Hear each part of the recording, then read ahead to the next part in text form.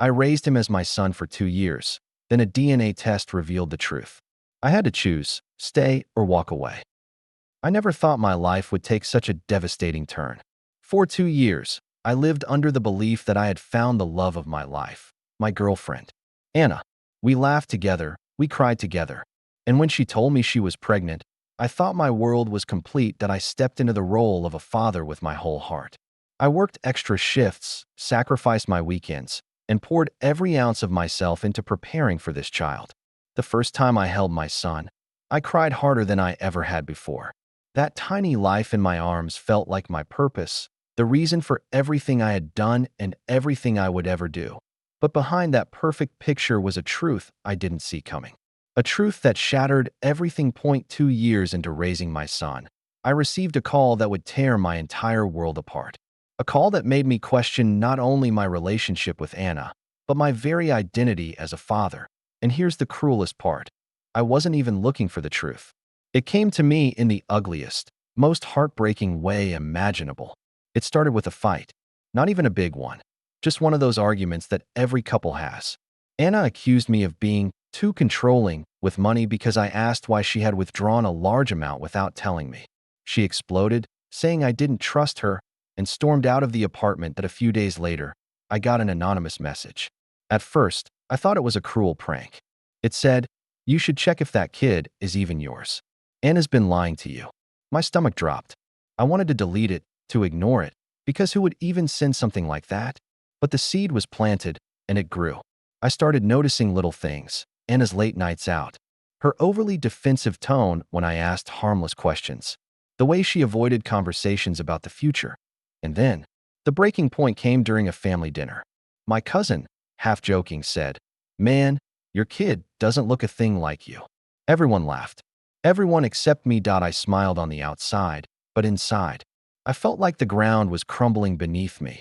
That night, while Anna and my son slept peacefully, I sat in the living room staring at a DNA test kit I had ordered online in a moment of weakness. My hands were shaking as I realized what I was about to do. Because if the message was true, if my cousin's joke wasn't just a joke, then my entire life, every sacrifice, every sleepless night rocking my son to bed, could all be based on a lie. The DNA kit sat on the table like a loaded gun. I couldn't take my eyes off it. I felt like I was betraying Anna just by having it in the house. But at the same time, I couldn't shake the thought. What if I've been raising another man's child? For 3 nights, I barely slept. I'd go into my son's room, watch him breathing softly in his crib, and I'd feel my chest tighten. His tiny hand would curl around my finger, and I'd think, how could he not be mine? But then doubt crept back in, whispering every time I saw Anna's phone light up with late-night notifications or heard her making excuses for why she was too busy to spend time together. Finally, one morning when Anna left early for errands, I made my move. My hands trembled as I carefully collected the samples, my own and my son's. Every sound in the apartment made me freeze, terrified she'd walk in and catch me. When it was done, I sealed the envelope and just stared at it for what felt like hours. Sending it off felt like stepping over a line I could never come back from. Once that envelope left my hands, there would be no more pretending, no more blind trust. Only the truth. I dropped it in the mailbox with a pounding heart, my palms sweaty. As the envelope disappeared into the slot, I whispered to myself, either I'm about to confirm I'm the luckiest man alive, or I'm about to have my entire world destroyed. The waiting nearly killed me. Days stretched into an eternity. Every time Anna smiled at me, every time she kissed me, every time she handed me our son, I felt sick with guilt. She had no idea that I was secretly preparing for the answer to a question that could end us. And when the email notification finally came in, "Your results are ready," my blood ran cold. I sat in front of my laptop, staring at the screen like it was some kind of executioner's blade hanging over me. My finger hovered over the trackpad, my pulse thudding so hard I thought my chest might explode. "Your results are ready." Those 4 words looked so ordinary. But to me, they carried the weight of my entire life. I closed my eyes for a moment, trying to steady my breathing. I thought about the last year, the sleepless nights rocking my son in my arms, the first time he smiled at me, the way he'd curl up on my chest and fall asleep, his tiny breath syncing with mine. I thought about how Anna had looked at me the night he was born, sweaty, exhausted, but radiant. She had said, "You're his dad. He's so lucky to have you." My stomach twisted. What if that was a lie? What if every single moment of fatherhood I'd treasured was built on a foundation of deceit? With shaking hands, I clicked the email. The report loaded slowly, like the universe itself wanted to drag out my torment. I scrolled past the disclaimers, the generic explanations, until I reached the bold letters that made my heart stop. Probability of paternity, 0%. I froze. My entire body went numb. For a moment, I actually thought I was reading it wrong. I blinked, rubbed my eyes, scrolled up and down, hoping maybe I had mixed up the lines. But no matter how many times I read it, the words were the same. 0%. He wasn't mine. My son. The boy I'd loved since the moment I first held him. The child I'd kissed, soothed, protected. The baby I thought carried my blood wasn't mine. I felt the room tilt, like gravity itself was betraying me. My stomach churned, while rising in my throat. My hands gripped the edge of the table until my knuckles went white. Memories flooded my head all at once. Anna smiling at her phone, brushing off questions, disappearing for hours, snapping at me whenever I asked too much. The pieces of a puzzle I had tried so hard to ignore suddenly fit together perfectly, and the picture they created made me want to scream. I staggered back from the laptop, knocking over a chair. My breath came in short, sharp gasps. My entire world, the life I had fought to build, had shattered in an instant. The betrayal burned hotter than anything I had ever felt before. And the worst part? When I heard my son cry from the next room, my first instinct was still to go to him, still to pick him up, still to hold him, still to be his dad. But now, a question poisoned every thought. Was I even allowed to call myself that anymore? I don't know how long I sat there staring at that cursed line of text. Minutes? Hours? Time lost all meaning. All I knew was that my life had been split into two pieces. The man I was before I opened that email, and the broken version of me afterward. When I finally stood up, my legs felt like they were made of stone. I walked into the living room like a ghost, every step heavy with the weight of betrayal. My son was in his crib, tiny fists waving in the air, his soft cries echoing through the silence. The sound hit me like a knife. I lifted him without thinking, holding him against my chest, and that's when the confusion hit hardest. My heart still loved him. Every instinct screamed to protect him, soothe him, tell him he was safe. But another voice, darker and sharper, whispered, "He's not yours. You've been living someone else's lie." Anna was in the kitchen when I finally gathered the courage to confront her. She was pouring herself a glass of water, scrolling on her phone like nothing was wrong. Like she hadn't detonated a bomb in my life. That I stood in the doorway, my hands trembling, my son asleep against my shoulder. She looked up at me and smiled faintly. "You okay? You look pale." For a second, I couldn't even find the words. My throat was dry, my voice caught between a whisper and a roar. But then the anger surged up, and I couldn't hold it back anymore. "I know." Her smile faltered. "Know what?"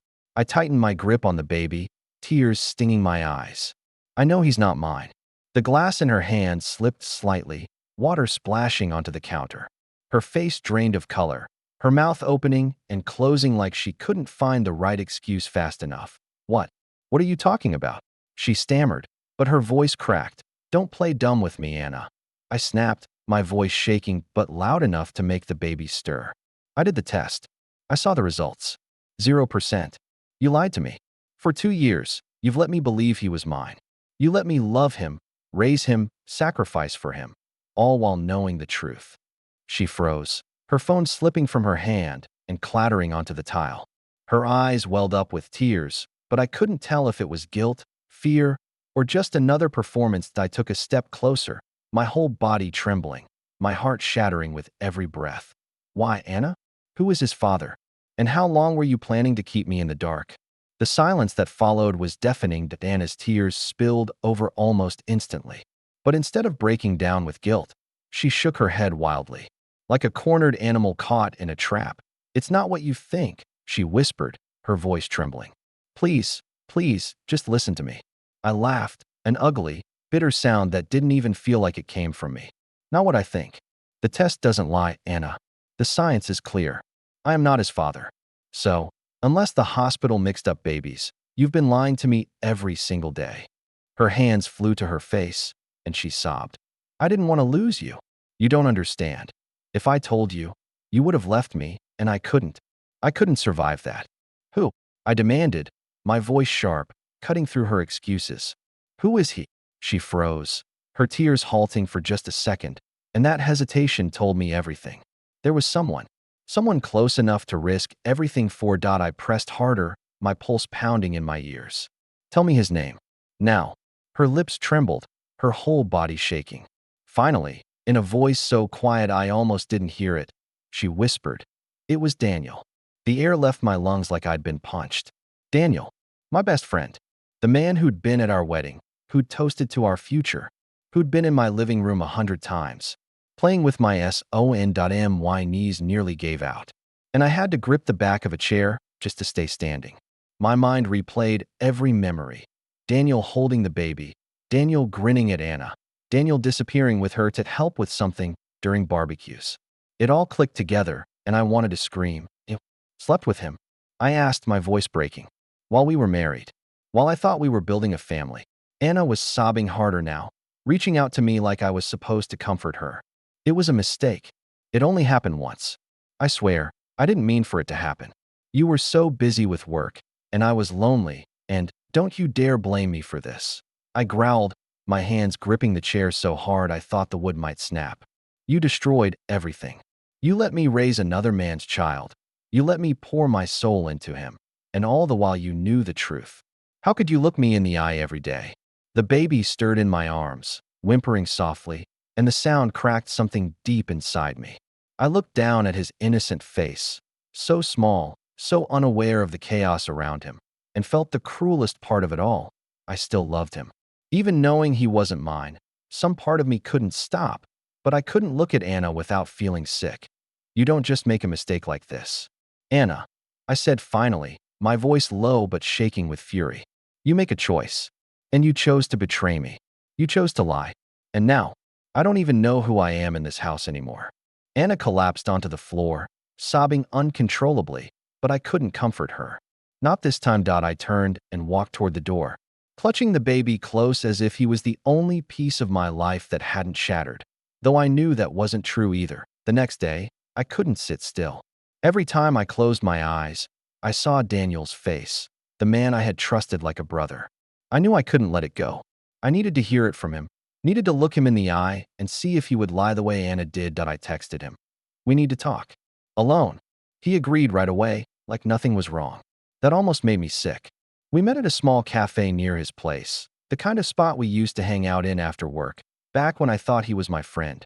The moment he walked in, I could see it.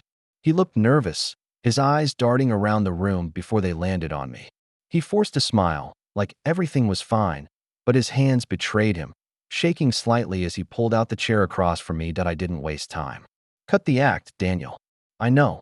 His smile faltered instantly. Know what? Don't play dumb, I snapped. I know about Anna.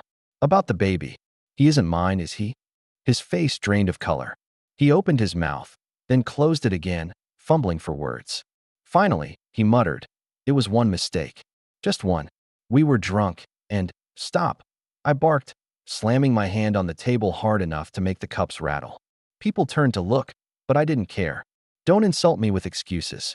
You were supposed to be my best friend. You toasted at my wedding. You held my son. You smiled at me while you slept with my wife. Daniel's hands trembled as he tried to reach for me across the table.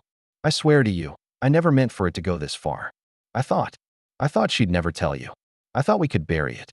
His words made bile rise in my throat. You thought you could bury it? With a child's life involved? With my entire marriage on the line? Daniel dropped his head into his hands, his voice breaking. I'm sorry, man. I love that kid too, you know.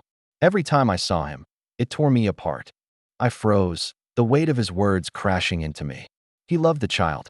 Because deep down, maybe he knew it was his. For a moment, all I could do was stare at him, my fists clenched so tight my knuckles burned.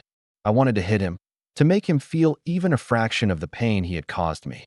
But instead, I stood, leaning over the table so my voice was low and dangerous. You don't get to love him. You don't get to feel torn apart. You gave up every right to that the moment you betrayed me. Stay away from me. Stay away from Anna.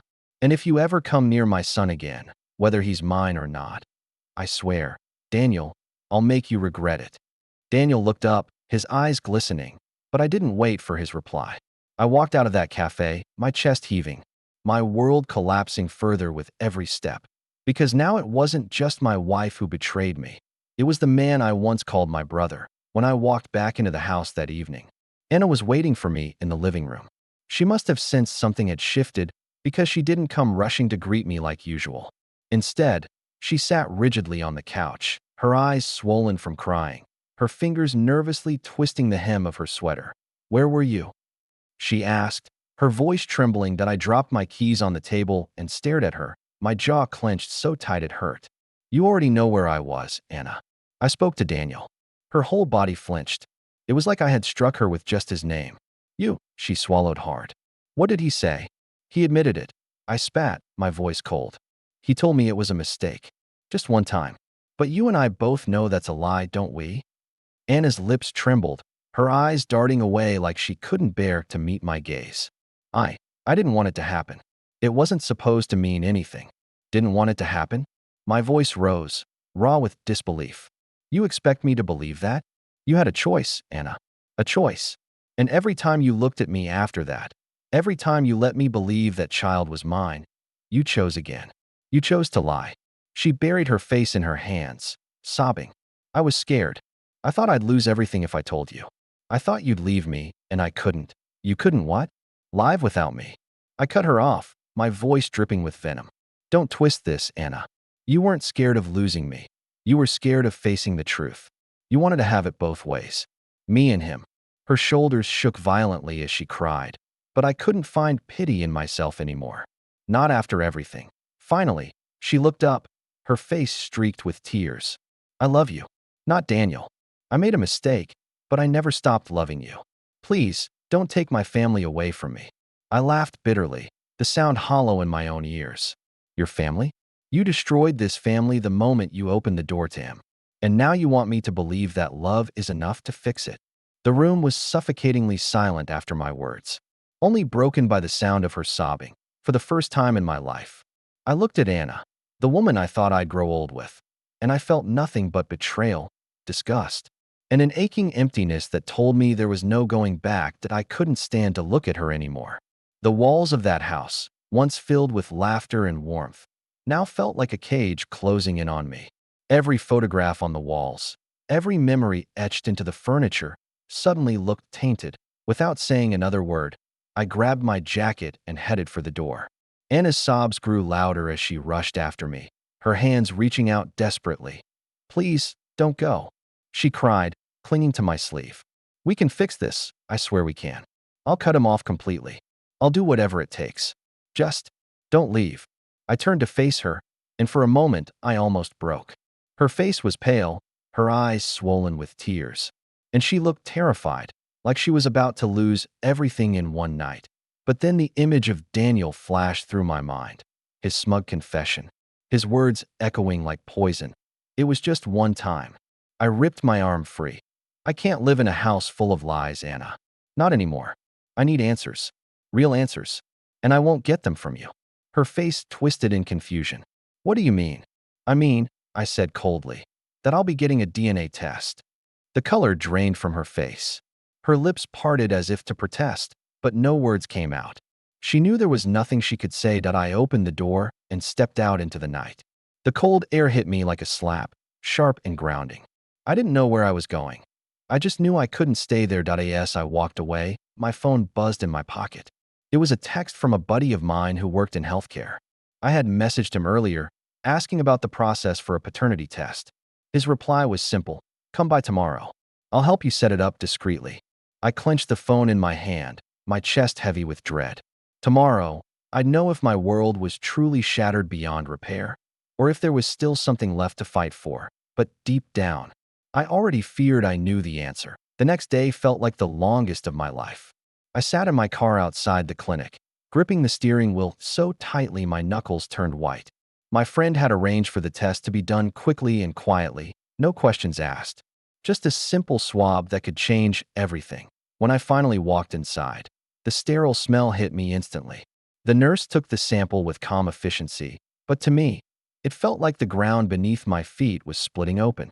Each second dragged as though the universe itself was taunting me. When it was over, I stepped back outside, the sun blinding and harsh. My phone buzzed almost immediately.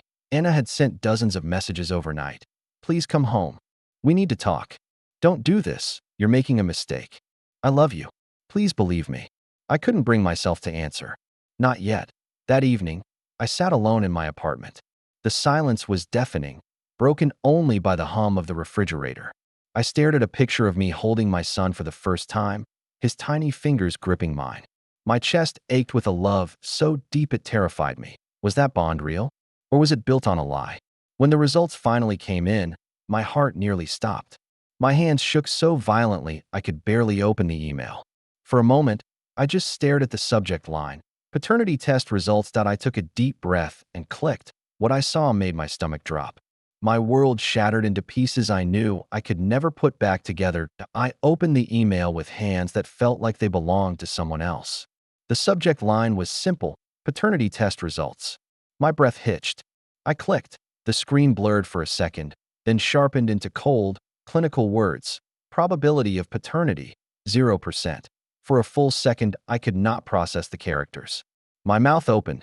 The sound I made wasn't a cry, not exactly. It was more like the malfunction of a machine someone had forgotten to switch off. It felt like a physical blow. The apartment rocked, or maybe it was my knees. I sat down hard on the couch, the baby heavy in my arms, and the world narrowed to that one sentence. My first absurd thought was denial. There must be a mistake. Lab error. Mislabeling. Anything but this. I read the message again. I read it a third time. The number did not change. The facts were immovable, the things I had built. Night feeds, first words, scraped knees, the name I whispered at 2 a.m. when the house was still, suddenly had a different source. A different truth. I felt like I had been performing in someone else's life. Improvising lines added by some cruel playwright. I carried the paper to the bedroom, where Anna sat on the edge of the bed. She looked at me with the desperate, pleading expression of someone trying to bargain for mercy. She said nothing when she saw the test. "This is wrong," she whispered. "It can't be true." "It's true," I said, and the clarity in my voice surprised me. "The test says 0%. Her face crumpled, shame and terror warring in her eyes. For a moment she tried to explain, stammered about mistakes, about drunken nights, about the fear of losing me, but the words were all outlived excuses. I had heard enough excuses to build a house that I held our son, and the rush of love that hit me was confusing and immediate. He was a small person with my son's laugh, with little habits he'd developed in our home. Those things were real. They hadn't been fabricated by Anna. My heart wanted to deny the paper and keep living inside the warmth of those memories. But the mind knows other things. The mind catalogs betrayals. "What happens now?" she asked, voice barely audible. I looked at the child in my arms. The answer rose up like bile and something softer at the same time. "I can't keep living like this," I said. "I can't be with you if you built our life on a lie. But I don't know if I can walk away from him." Her sobs filled the room. She reached for me, but I stepped back. Over the next days, everything felt like a slow-motion fracture. I moved out that week, sleeping at a friend's couch and returning only to take clothes and baby things. Anna begged me, pleaded for forgiveness, promised to cut Daniel out of their lives.